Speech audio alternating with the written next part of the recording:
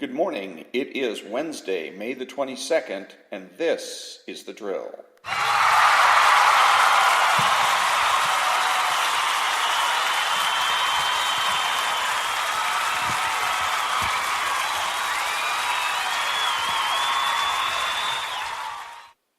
Thank you very much. My name is Ronald T. Hardgrove, and this is my podcast called The Drill. My podcast is about the difference between being a true conservative and being a reactionary. It's about who the true conservatives are, why it matters, and what to do about it. My email address is storytimes@hotmail.com. What is a true conservative? Being truly conservative is about walking the talk, about how one lives, not just how one votes. It's not just a political, but a philosophical position. True conservatives fundamentally about being realistic, and being realistic is fundamentally about making the presumption for the status quo. Who are the true conservatives? Currently, there's only two true conservatives that I recognize in the United States today: President Trump and myself. We're truly conservative because of the way we live our lives, not just on how we vote. We use common sense. We trust our judgment. We speak clearly and definitively. We are not afraid to say no. We are open-minded and ask why rather than why not. We are consistent, credible, and influential. We are not ashamed of our existence, nor afraid to learn, not afraid to correct our mistakes, and expect to be represented rather than led. In short, we are normal Americans. Who are the reactionaries? They are the people that think that they are conservative because of the position that they take on the issues. This is wrong. This kind of thinking is what Ayn Rand referred to as definition by non-essentials, and what Sister Miriam Joseph refers to as definition by accidents. How somebody thinks about an issue is less important than how they arrived at their conclusion. If they arrive at the position because they make the presumption for change, they are idealistic, left, and wrong. If they arrive at their conclusion by making the presumption for the status quo, they are realistic, conservative, and right. What about objectivists and libertarians? Objectivists and libertarians are idealistic. Objectivists want an ideally objective world, and libertarians want an ideally free world. Objectivists and libertarians are the opposite side of the same coin as socialists. Since any idealistic idea requires the initiation of the use of force in order to be potent or to be politically potent, of the three idealisms noted above, only socialists are a political threat. Let me be clear. Being truly conservative is realistic, effective, and true. Anything else is idealistic, ineffective, and false. Or to put it more simply, being truly conservative is right, and everything else is wrong. So what? What difference does it make how one defines the word conservatives? It matters because socialism is only a force today because of the right. If the average person on the right knew how the left really operated, then socialism would be dead in America today. How? How does the left consistently defeat the right and remain a force in American politics? The left can only remain viable with the help of the right by tricking the right into doing the left's work for it, by manipulating, bullying, and intimidating. And that's basically an overview of what the show is about. As I was listening to the radio yesterday, I heard an advertisement. I think it was just for the radio station itself, but it was a clip of Bernie Sanders saying that he wants the kind of socialism that the oil companies, the oil and gas companies, have been getting for years or decades. Now, it's an arbitrary statement, but it's one that you're going to hear repeated. It's a sort of a bullet point that other lefties in your life, because I contend that defeating the left is not going to happen in Washington. It's not going to happen in state capitals. It's not going to happen with the politicians or the pundits. It's going to be the butchers, bakers, and candlestick makers, you and I. We're going to be the people that are going to end up defeating socialism, and we do it by defeating the socialists that we come into contact with each and every day. Our family members, our friends, our coworkers, those are the people that we have to keep an eye on and we have to defeat. Because if we defeat them, then the people in Washington and the state capitals have nobody to count on for votes and for money. So in any case, so Bernie Sanders' socialism of the oil companies statement is an arbitrary statement. And most of the time you're going to, well, all the time, whenever you have an arbitrary statement, the basic idea is to ignore it. The one thing you don't want to do with an arbitrary statement is try to respond to it. In this case, it would be tempting to say, well, wait a minute. The oil companies, the gas companies are not, they're capitalist and they don't have welfare and they don't have this, they don't have that. The problem is that you make yourself look bad or worse by trying to defeat an arbitrary statement than basically by ignoring it. But at the same time, there's a lot of situations where you can't just keep your mouth closed, turn around, and walk away. You feel it necessary to say something. The best thing to do in this kind of situation is ask a question. After all, true conservatives are open-minded. We make the presumption for the status quo, but we will support change when there's an obvious case for change. So in this particular case, then what you would do is ask, I'm sorry, I didn't know that the oil companies and the gas companies were socialistic. How long has this been going on? Encourage them to talk. Encourage them to explain their positions. They can't do it. It's not based on anything. It's not. They don't have thought out positions because they're not realistic. They're idealistic, and they operate on by using psychologistic tools and techniques to bully and intimidate their opponents or people they perceive as their opponents. But by keeping and asking them questions, eventually you're going to shut them up. You may end up getting a dirty look in the process or a sarcastic comment, but that's the way you're going to win the argument. Don't be tempted to try to defend the oil companies. Another good reason not to defend the oil companies, they can defend themselves.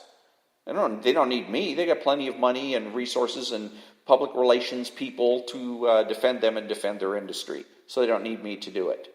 The whole thing of making the statement is to demoralize me, and I want to demonstrate to that lefty that you haven't succeeded. And the best way to do that is say, you know what? I don't really know what you're talking about.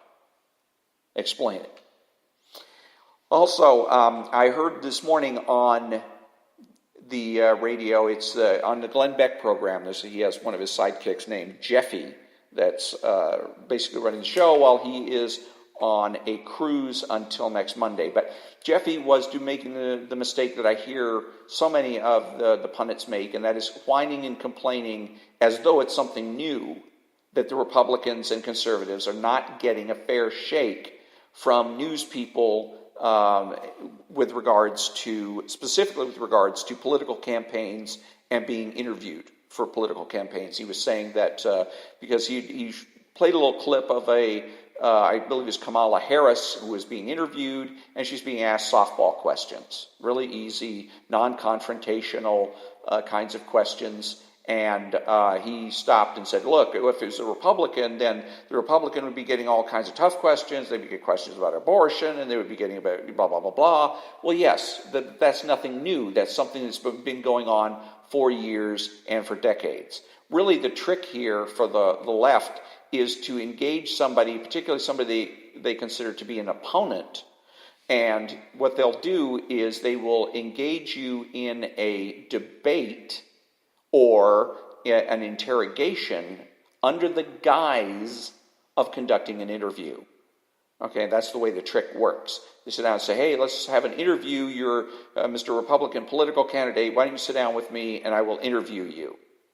Okay, and you have to be able to be on the alert as a Republican and note when it is that the conversation is becoming adversarial. Because they're not supposed to. If you're an interviewer, you're supposed to be somebody that is representing your viewers who is curious about this person.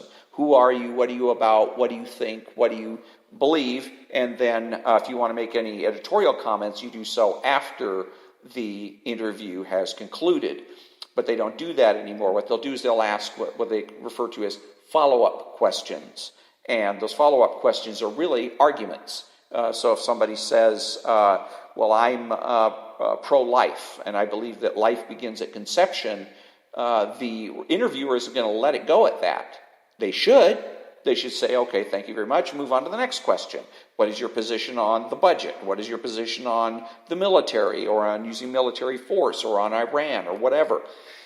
But instead, the Republican will always get the question, oh, okay, so you're pro-life. Well, what if your daughter got pregnant out of wedlock? And what would you do? Or what about in the case of the life of the mother? What about in the case of rape or incest? The candidate has already explained his position. Life begins at conception. Killing, having an abortion at any point, therefore, would be killing, would be murdering or killing the child, and would therefore be immoral. But by asking the follow-up question, what would you do under these circumstances, it has now entered the phase of, it has now crossed the line and become more of an interrogation or a debate than an interview. And somebody that's a Republican needs at that point to stop and say, excuse me, I came here in good faith to answer questions in an interview. I'm not here to engage in a debate or to be interrogated. So what would you like to do, Mr. Interviewer? Would you like to interview me, or should we go ahead and suspend this and come back some other time? Do something like that. But you got to listen to what they're doing. You've got to acknowledge what it is that they're doing here. If they're trying to pull a fast one, put the brakes on and stop it immediately. Number two thing is, I don't know why any Republican would want to go, and it drives me crazy listening to people like Newt Gingrich go on The View. He's selling a book, but he'll go on The View. Well, The View isn't going to give him any good faith. They're not going to act in good faith. They're there to promote a position. They're not interested in what his position is. They don't care about what he's about or what his book says. All they're interested in is promoting their left-wing agenda. CNN is the same way, MSNBC, et cetera, various, people that you're going to be meeting, Don Lemon, for instance, if you go on his show. So and he's got to know that. So it just drives me crazy. Why would you go on their show and submit yourself to what you know is going to be not an interview, not a good faith interview, but an interrogation? You shouldn't.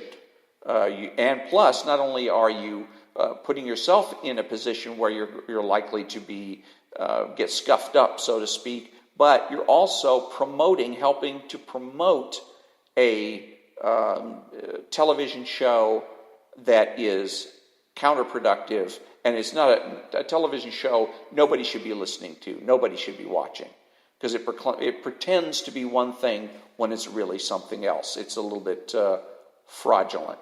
So don't.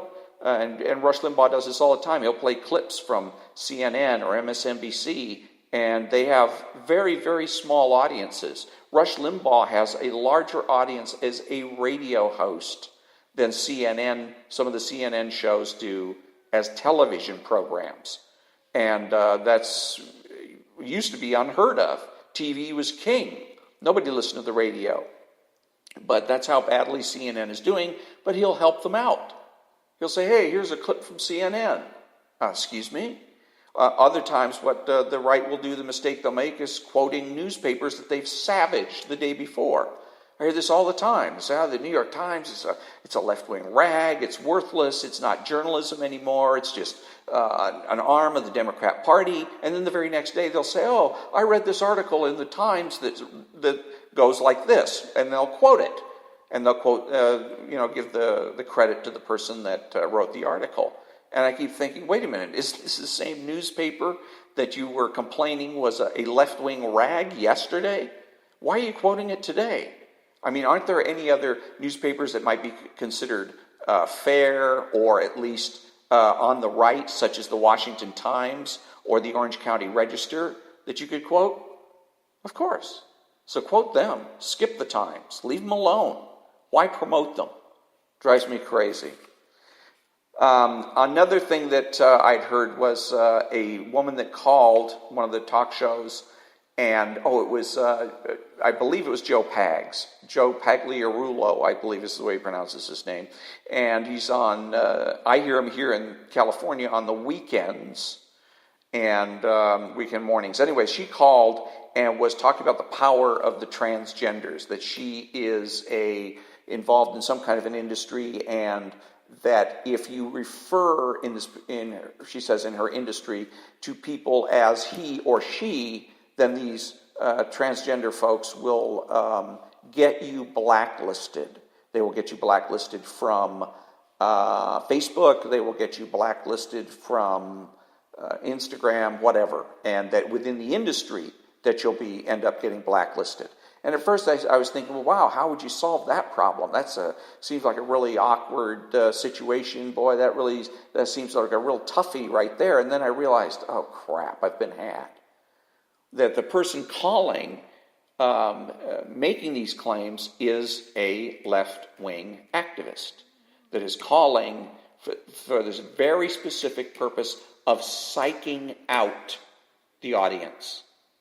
Remember, if it's true that gays make up 1% of the population, transgenders make up an infinitesimally smaller size of the population. They're 1/10 of 1%, 1/100th, 1/1000th.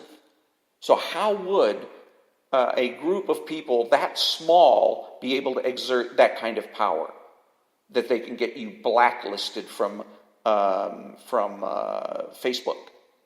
They can't. They don't.